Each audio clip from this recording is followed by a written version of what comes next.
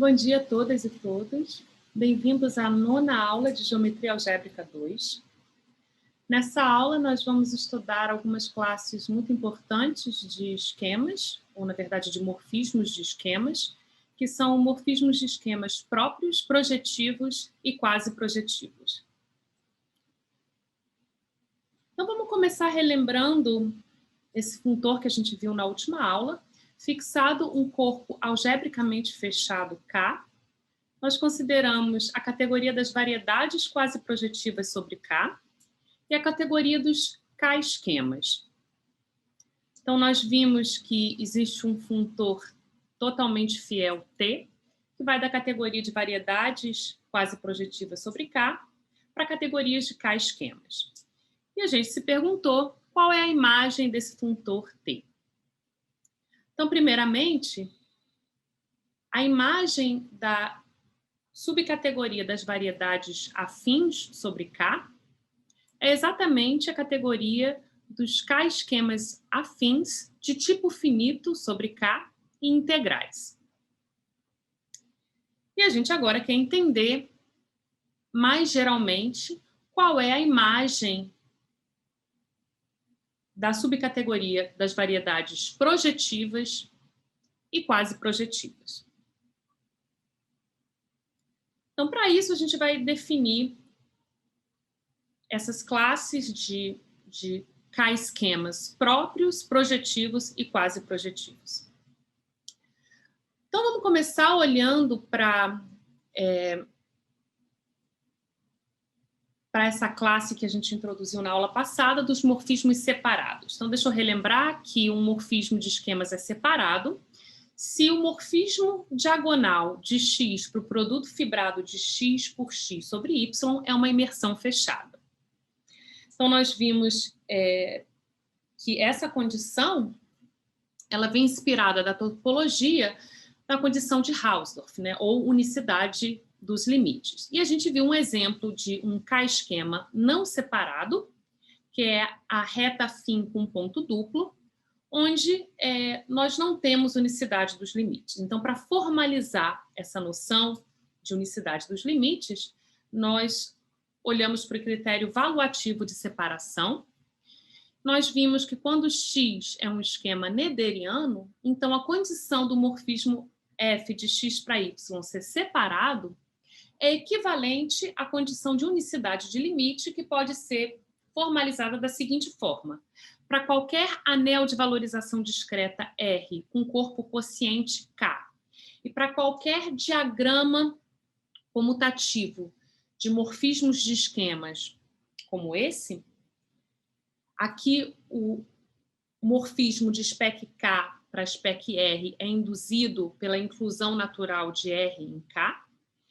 Existe no máximo um morfismo que faz esse diagrama como está, um morfismo de spec R para X que faz esse diagrama como está. Então, essa é uma formalização desse conceito de unicidade de limites, e agora a gente vai formalizar o conceito de existência de limites. Então, vamos novamente olhar para a condição em espaços topológicos, na categoria de espaços topológicos. Então, em topologia, dado uma função contínua f entre dois espaços topológicos x e y, a gente diz que essa função é fechada se a imagem de qualquer fechado de x é um fechado de y. A gente diz que f é própria se a imagem inversa de um conjunto compacto de y é um compacto de x. E esses dois conceitos eles estão relacionados. Então, quando x e y são espaços separados, ou espaços topológicos de Hausdorff, e y, contradomínio, é localmente compacto, então a condição da função contínua ser própria é equivalente à condição de que, para qualquer espaço topológico Z, a função contínua fz do produto x vezes z para y vezes z, que é dado em coordenadas por f e a identidade, é uma função fechada. Então, a gente vai ver uma condição análoga agora na categoria de esquemas.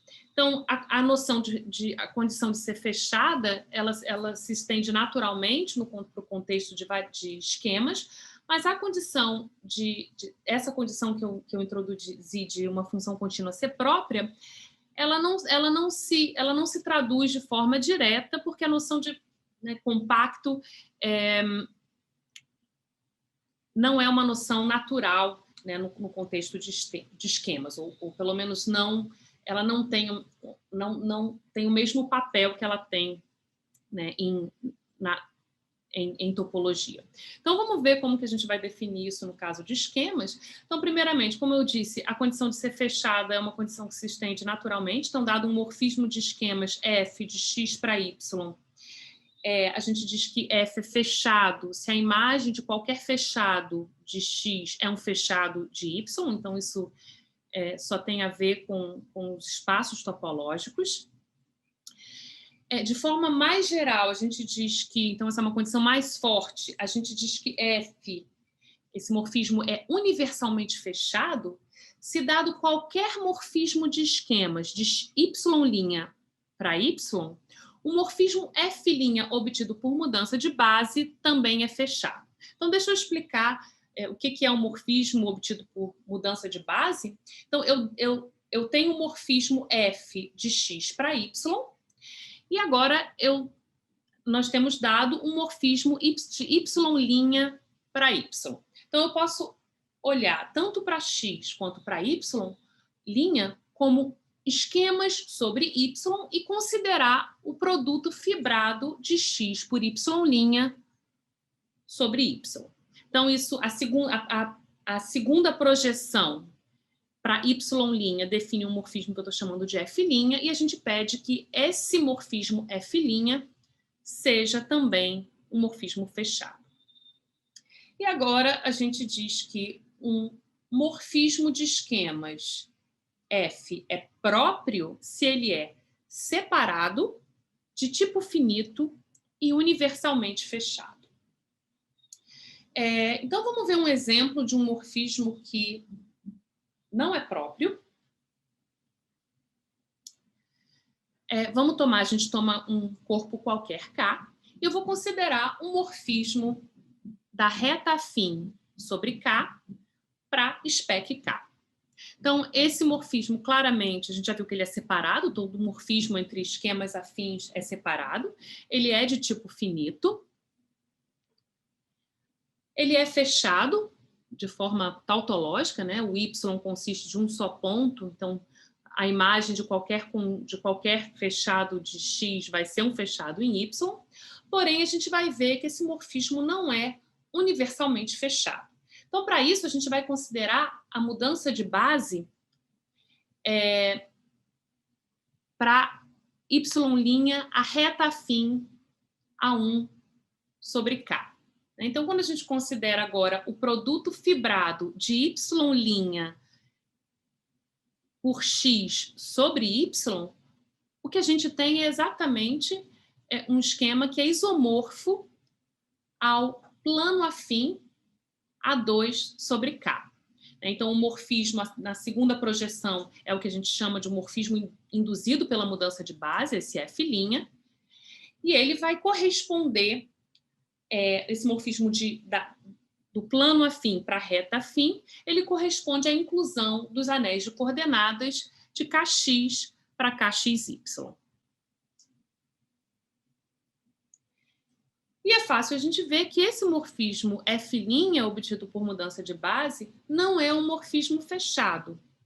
De fato, se eu tomar o fechado do plano afim, definido como sendo o fechado associado ao ideal gerado por xy menos 1, então isso é aquela hipérbole que eu ilustrei à direita, esse é um conjunto fechado, mas a sua imagem, eu deixo como exercício vocês verificarem que a imagem é o complementar do ponto zero, né? Ou seja, o ponto definido pelo ideal x.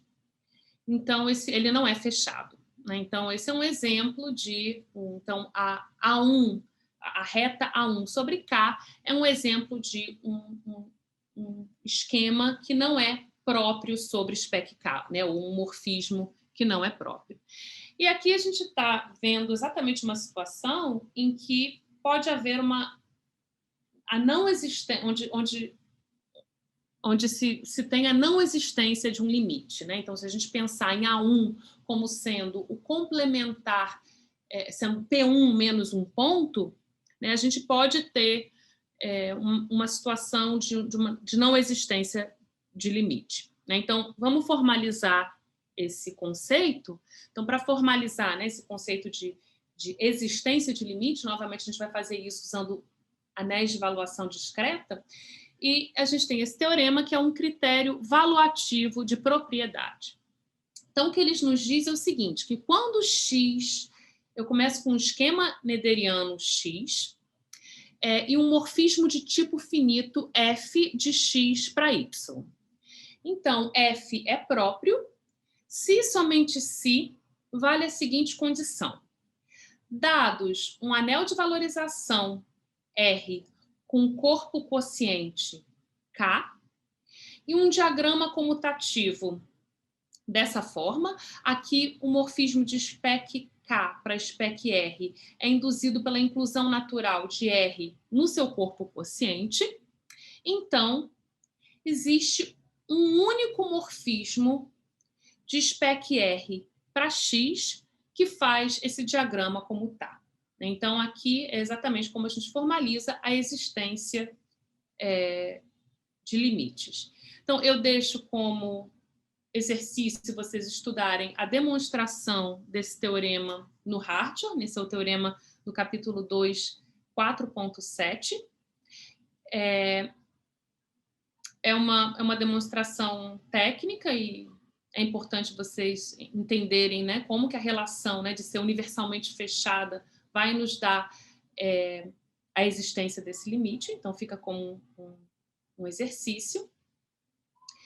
E esse critério de valuativo de propriedade ele é bastante útil. Então, por exemplo, alguns corolários desse critério valuativo de propriedade são os seguintes, né? Então, isso a gente mostra facilmente usando esse critério.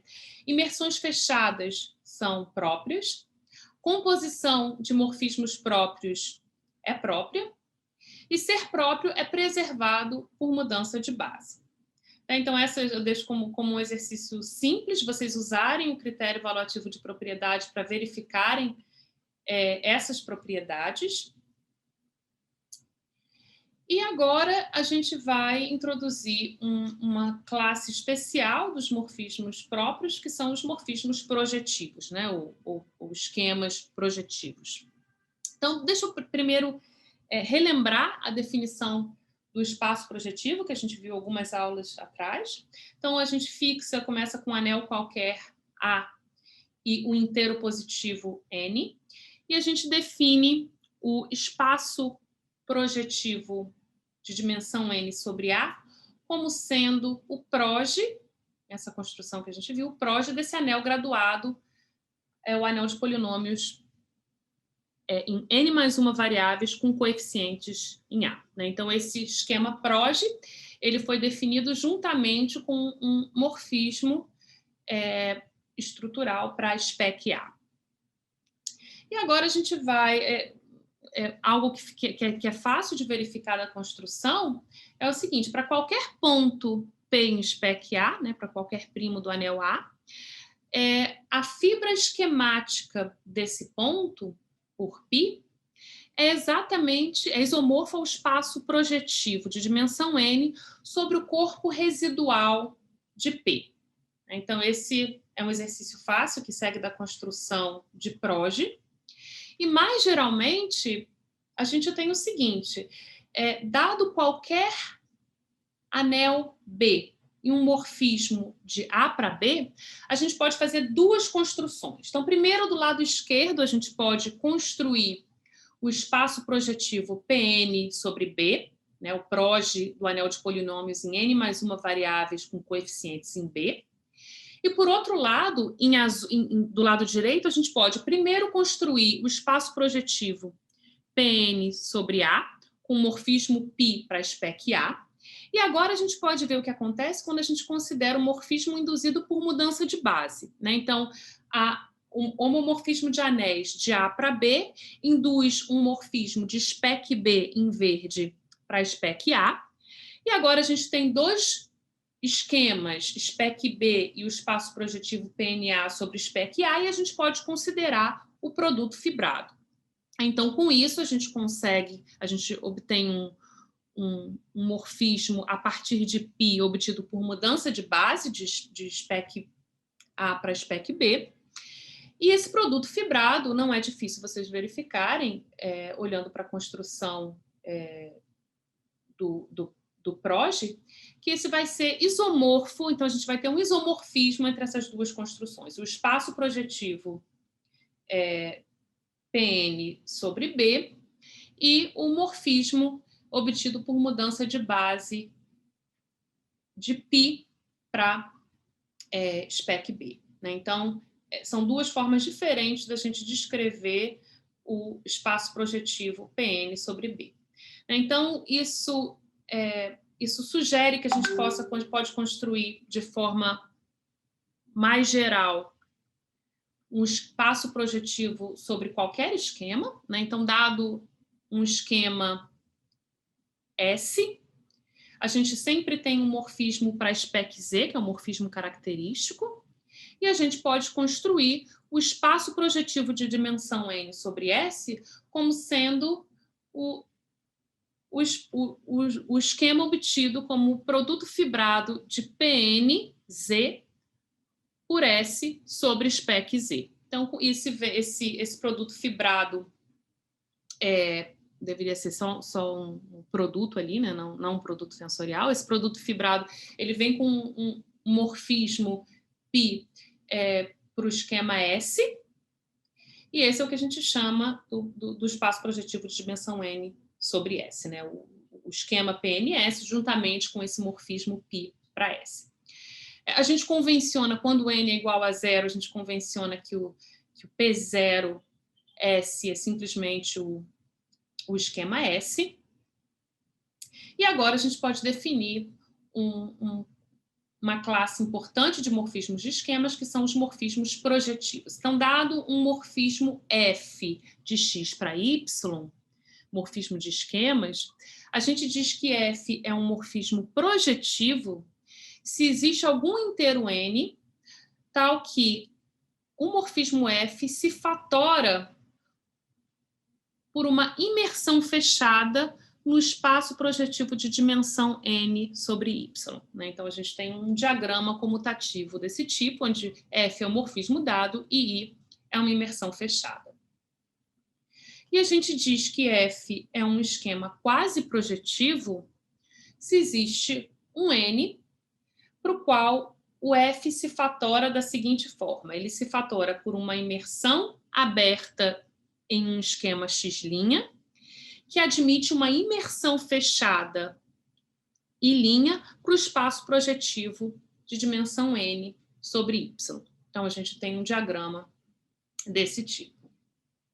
Então, com isso, a gente tem a noção de morfismos projetivos e quase projetivos. E agora, um teorema importante é que, dado um morfismo de esquemas nederianos F de X para Y, então, se F é projetivo, então F é próprio. E se F é quase projetivo, então F é de tipo finito e separado. Então, um exercício fácil é vocês verificarem que a primeira parte do teorema implica a segunda parte, né? E a gente agora vai mostrar, então, a primeira parte, que se F é projetivo, então F é próprio. E, para isso, usando algumas propriedades, né, corolários do critério valuativo de propriedade, basta a gente ter essa redução, que basta a gente mostrar que o espaço projetivo PN sobre Z para a espécie Z é um morfismo próprio. né? E essa redução, ela simplesmente segue da definição de morfismo projetivo, né? Que eu relembrei ali à direita, a gente tem um diagrama como à direita, né? F se fatora por uma imersão fechada em um espaço projetivo de dimensão n sobre y, e segue daquelas propriedades que a gente viu alguns slides atrás, que imersões fechadas, em particular o I, é própria, a composição de morfismos próprios é própria, e ser próprio é preservado por mudança de base. Ok, então, dada essa redução, então agora a gente vai mostrar que o morfismo estrutural, né, do espaço projetivo Pn sobre Z para spec Z é um morfismo próprio. Então, para isso, a gente vai usar o critério valuativo de propriedade. Então, deixa eu relembrar, a gente tem um diagrama como esse, a gente quer mostrar a existência desse morfismo em vermelho. Então, a gente tem, novamente, um diagrama onde spec K para spec R é induzido pela inclusão natural de R no seu corpo quociente K, e a gente tem um morfismo de spec R para spec Z e um morfismo de spec K para PN, que faz o diagrama como está. Então, o que eu coloquei em verde aí é relembrando que dar um morfismo de spec K para PN é equivalente a gente dar um ponto xi de PN, que vai ser a imagem do único ponto de spec K, juntamente com uma inclusão do corpo residual de xi para K. Ok, então é isso que a gente tem dado e a gente vai querer construir esse morfismo em vermelho. Então, vamos relembrar que o espaço projetivo Pn sobre Z, ele admite uma cobertura por abertos afins, o I, onde cada UI é o esquema afim, é um aberto principal D mais de xi, ou seja, ele é isomorfo ao spec desse anel de polinômios em n variáveis com coeficientes em z. Então, quando eu escrevo, né, essas variáveis da forma xj sobre xi, o que a gente tem aqui é a função, as colagens já estão dadas de forma explícita quando eu escrevo essas variáveis como sendo essas frações. Né? E deixa eu relembrar que cada um desses abertos afins, ele, na verdade, é o complementar do fechado V de xi, que, por sua vez, é isomorfo a um espaço projetivo de dimensão n-1 sobre Z. Bom, dito isso, né, a gente pode usar indução em N e pode supor, então, que o xi, a imagem do único ponto de spec K, ele está na interseção desses abertos afins. De fato, se ele não tivesse em algum desses abertos, o I, ele estaria no seu complementar V de xi, que é um espaço projetivo de dimensão n-1 sobre Z. Então, usando indução em N, a gente concluiria. Então, a gente pode supor que o xi, a imagem de spec K, está na interseção desses abertos UI. E o que significa isso? Isso é equivalente a dizer que cada uma dessas frações xi sobre xj está invertível no anel local de Pn em xi, para qualquer i e j. Né? Então, essa é uma condição equivalente. Então, o que a gente tem? Então, deixa eu recapitular aqui. Então, a gente tem esse diagrama, onde o morfismo de spec K para Pn ele é induzido pela inclusão do corpo residual de xi em K. E cada uma dessas frações xi sobre xj é invertível no anel local do espaço projetivo Pn em si. Bom, mas então a gente pode olhar para a imagem dessas frações xi sobre xj e eles vão ser elementos FJ de K, né? São elementos invertíveis em K. E da relação entre essas frações xi sobre xj, a gente vê que esses FJ satisfazem essa relação de FJ vezes FJK é igual a FIK para qualquer IJ e K. Ok, então, agora o que a gente vai fazer, então, esses são elementos invertíveis, então a gente pode olhar agora para a avaliação, a avaliação associada a R, então vou chamar de V, a avaliação associada a esse anel de avaliação discreta R, e a gente vai olhar para a imagem desses elementos invertíveis F e J. Dada a relação entre os F e J, basta a gente calcular quem é a avaliação dos elementos da forma F e 0. Então vamos chamar esses elementos de GI. E agora vamos tomar algum M entre 0 e N, de forma que o GM seja um mínimo entre os elementos G0, Z1 até Gn. Lembrando que G ele é totalmente ordenado, né? Então a gente pode definir esse mínimo. E agora, então, repara que quando a gente calcula, fixado esse M, a gente calcula a imagem por essa avaliação dos elementos F e M, que são quociente de Fi0 por Fm0, isso vai ser Gi menos Gm, e pela escolha do M, esse elemento é sempre maior ou igual a 0, para qualquer I entre 0 e N. Em outras palavras, F e M pertence ao anel de valorização discreta, ao anel de valorização R, para qualquer I entre 0 e N. Ou seja, a gente pode construir um homomorfismo de anéis, do anel de polinômios nas variáveis xi sobre xm para R, levando xi sobre xm no elemento Fm. E esse homomorfismo de anéis, ele é compatível com a inclusão de corpos do corpo residual de Xi para K por construção. Então, dado esse homomorfismo de anéis compatível com essa inclusão de corpos, é equivalente a gente construir um morfismo de spec R para o aberto afim, o M, que faz esse diagrama como está. Então, com isso, a gente tem a existência de limites, né? A existência desse homomorfismo de spec R para Pn, que faz o diagrama como está.